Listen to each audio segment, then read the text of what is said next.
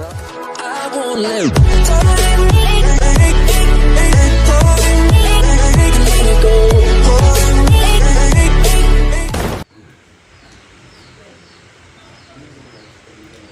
jadi baik.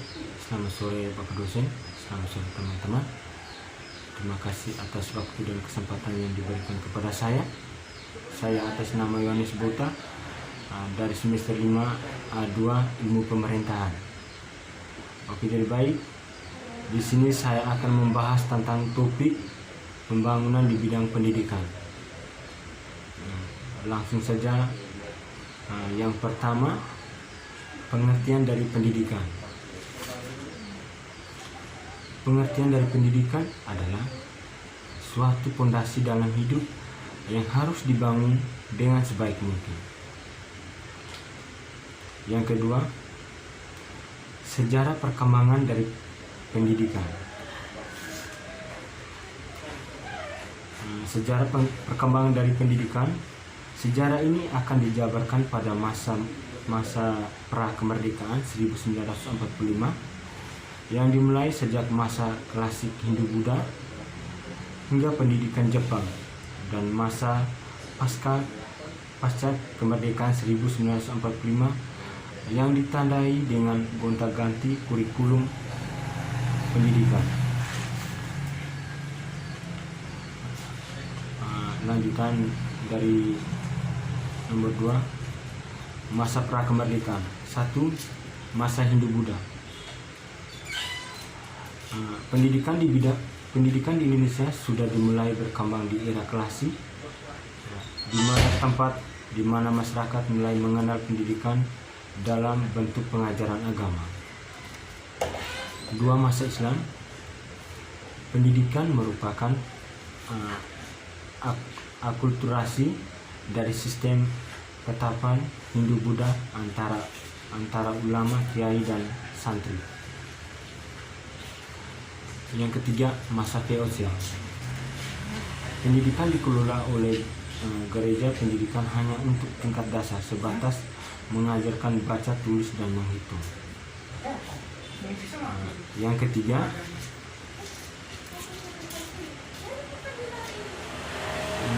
tujuan dari pendidikan.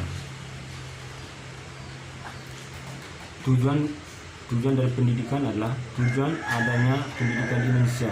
1. Menurut Undang-Undang Dasar Nomor 2 Tahun 1945 adalah untuk mencerdaskan kehidupan bangsa dan mengembangkan manusia yang seutuhnya, yaitu bertakwa kepada Tuhan Yang Maha Esa, memiliki pengetahuan, sehat jasmani dan rohani, memiliki budi pekerti luhur, mandiri, kepribadian yang mantap, dan bertanggung jawab terhadap bangsa.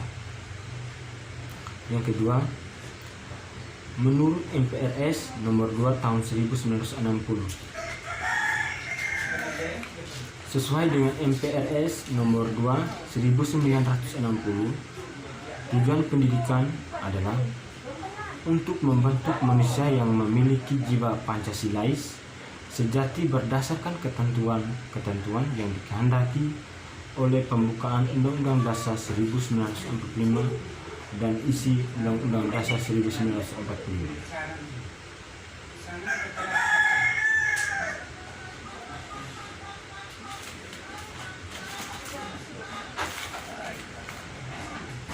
Yang keempat, komponen-komponen dari pendidikan. Komponen-komponen dari pendidikan yaitu: 1. Tujuan dan prioritas. 2. Peserta didik. 3. Manajemen. 4. Struktur dan jadwal waktu. 5. Isi atau materi. 6. Dosen dan pelaksana. 7. Alat dan sumber belajar. 8. Fasilitas. 9. Teknologi. 10. Pengawasan dan mutu. 11. Penelitian. 12. Biaya dan pendidikan.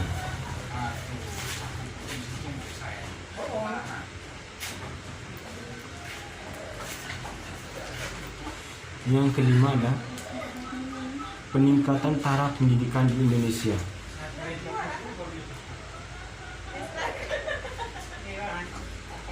peningkatan kualitas pendidikan di Indonesia, pemerintah telah berupaya untuk memberikan kualitas pendidikan yang terbaik dengan memperbaiki kurikulum, perbaikan sarana pendidikan, pengembangan dan pengadaan materi ajar, serta pelatihan bagi guru dan tenaga lainnya. Oke, jadi itu saja pembahasan dari saya. Selanjutnya saya buka dengan sisi tanya jawab. Mungkin langsung saja untuk teman berdua Vira dengan Tini. Waktu selanjutnya saya berikan kesempatan untuk bertanya. Oke, lebih baik terima kasih untuk fasilitator. Jadi langsung saja saya akan bertanya. Yang pertama, apa saja faktor penentu pelestarian dan kemajuan bangsa dalam sektor pendidikan? Dan yang kedua, mengapa standar mutu pendidikan di Indonesia masih belum jelas sampai saat ini? Jadi baik, mungkin itu saja pertanyaan dari saya. Terima kasih.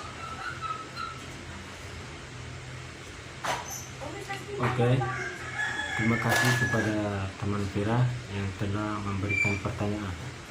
Langsung saja saya menjawab pertanyaan dari teman Vira.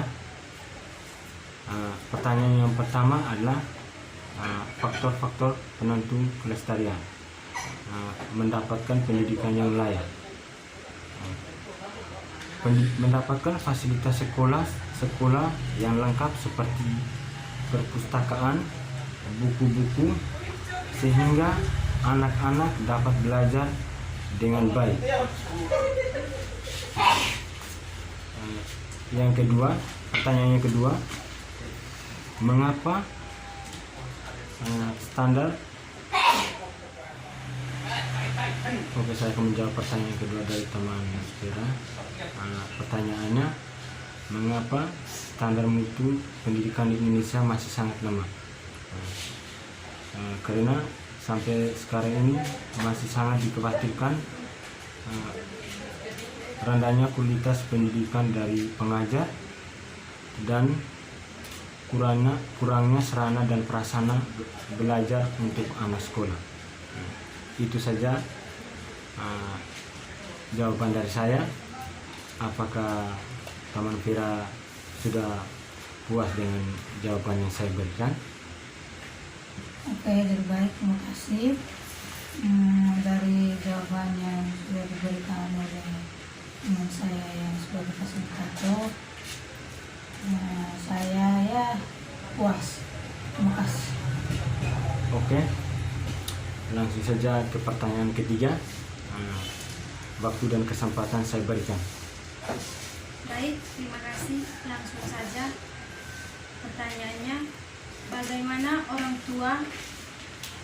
bagaimana motivasi orang tua untuk memberikan pendidikan yang terbaik untuk anak-anak mereka? Keberadaan orang tua itu sangat penting untuk anak-anak. Oke, terima kasih untuk pertanyaan teman Tini. Langsung saja saya menjawab. Motivasi orang tua untuk anak-anak untuk bersekolah, adanya waktu luang orang tua untuk memotivasi sekolah anak dengan cara menemani anak belajar, memberi nasihat agar anak tidak kekurangan pendidikannya dari anak-anak yang lain. Itu saja jawabannya. Mungkin dan jawabannya ada yang belum puas.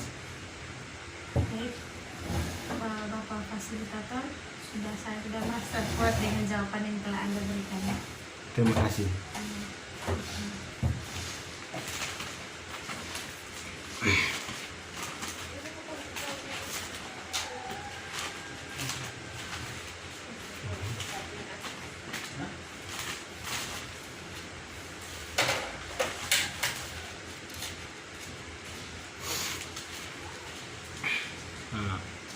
baik Bapak dosen.